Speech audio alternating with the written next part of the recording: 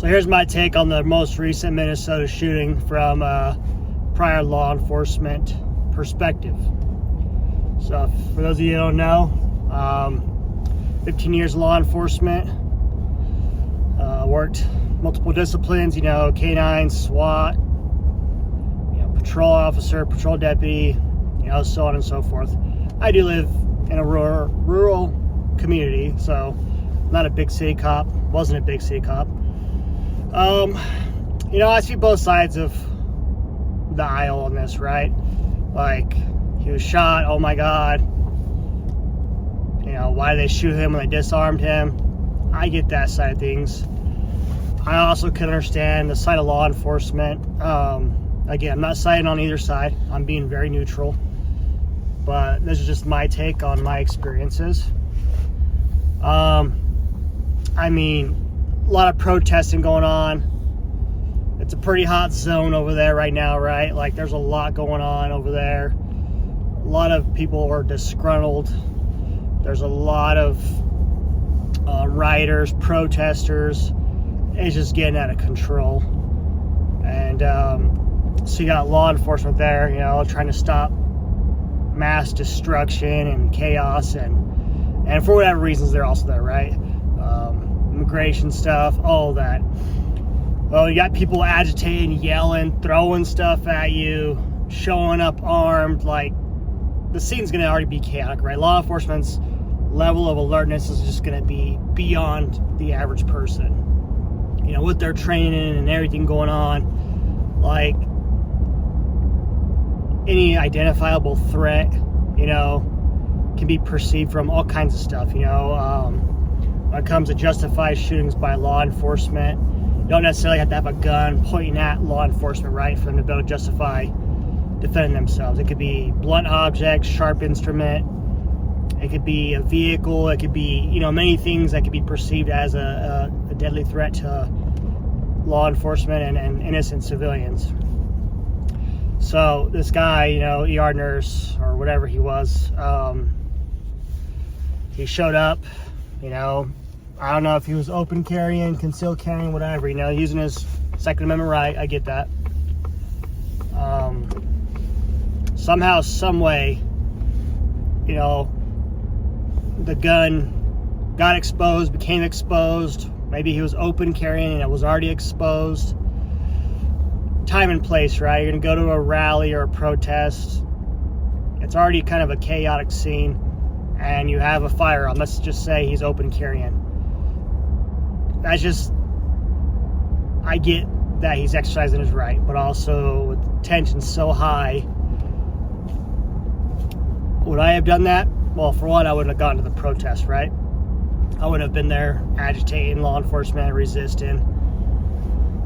It's just one of those situations. It's a shit show no matter what, no matter how you look at it, whether you're law enforcement or a civilian. Again, I'm pro law enforcement, but I'm also anti shitty law enforcement. I think when it comes to this situation, there's a lot to it. Of course, we weren't there. We weren't in the depths of it. It's very common. Someone brings one weapon, they have other weapons. Just because he had one gun doesn't mean he didn't have a knife or two guns, or you just never know. You gotta assess the situation as is. But what I will say is, you got a lot of shitfluencers and people all over America just saying F ICE and this and that, and this shouldn't have happened. It was straight murder.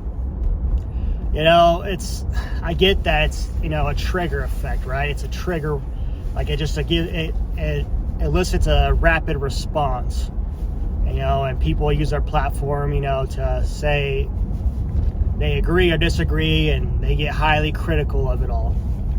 I get that, it's playing the strings and hearts of whatever side you're playing. But it's tough to say, like, if I was ICE, I'd do this, right? Because, for example, like, medical malpractice kills hundreds of thousands of people a year. But am I going to go and tell a doctor how to do his job, and that he should do this and this and that and this, and what he's doing is fucked up and not the right way? Probably not, right? Because I have never walked a day in that doctor's life, nor am I educated. I think, same comes to law enforcement. Everyone's a law enforcement critic, and everyone knows better and knows how things should have been. Should have shot him in the leg, should have just taken him down. And let's be realistic here. I don't know what job you guys do. Let's say you're a manager of a Walmart. I've never done that in my entire life. I've never managed a grocery store. So I have no idea, nor is it my place to go into that grocery store and be like, dude, you're doing this jacked up, you need to do this, you need to do that, you could have done this, you could have done that. It just isn't. Does that mean that excuses my frustration and everything else in between? No, of course not. I do think law enforcement needs to be better trained in this country. That was one issue I fought with my departments that I worked for, is we allowed ourselves to be mediocre when we didn't have to be. We had the resources and the funding and the equipment to be well trained, but they didn't want to pay overtime. They didn't want to, fork out the money to send us to training all over the state or nation. It all came down to budget and covering shifts and overtime and blah, blah, blah, blah, blah, right?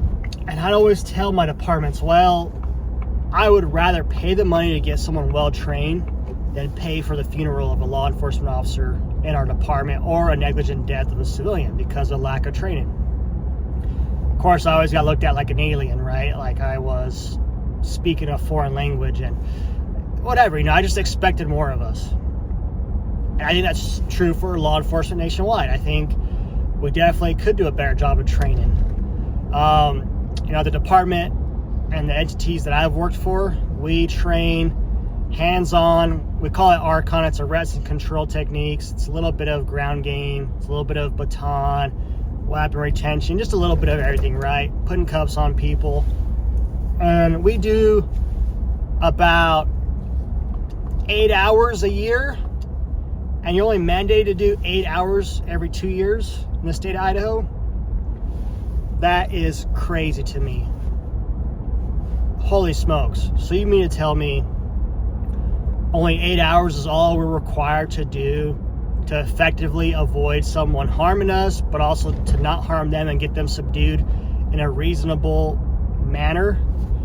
And that's crazy. And there's a lot of cops in my area that I know don't even do those 8 hours every 2 years. There's a guy I know for a fact that has when I went to go become an ARCON instructor in 2019, from the time I left my department and since then, he never once trained at all in ARCON.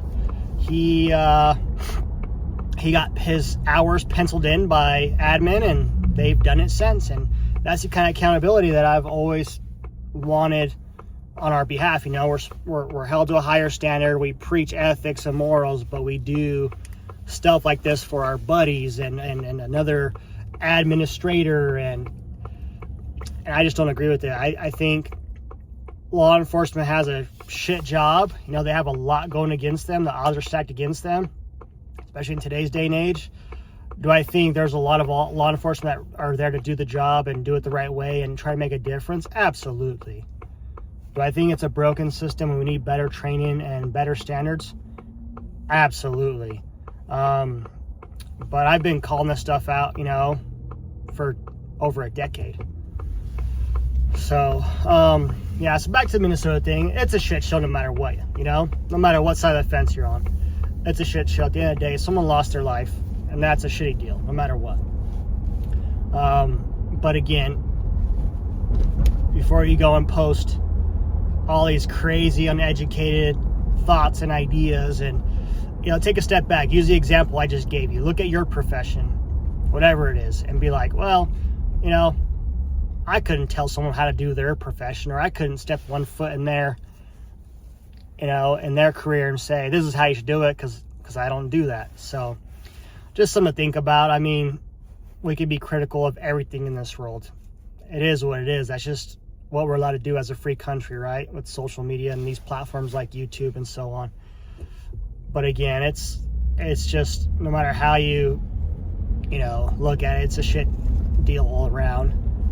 And moving forward, there's going to always be incidents like this nationwide. It's just, you can't stop this from happening. There's going to be officer-involved shootings. There's going to be chaos. There's going to be someone always critiquing, both sides of it and using their platform to capitalize on it. And that's not what I'm here to do. I'm here to just try to give perspective and teach. I give perspective on my experiences, but also perspectives on just the bigger picture. Some people get so caught up on being left or being right or conservative, and I just want to give realistic perspectives. Nothing crazy, and I don't know, in the comments, shoot me what you think. Shoot me your ideas and your concerns or questions, or is there a better way I can explain one of these situations? Let me know. I'm here to give my experiences, but I'm also open to different experiences and different perspectives. So anyways, have a good day.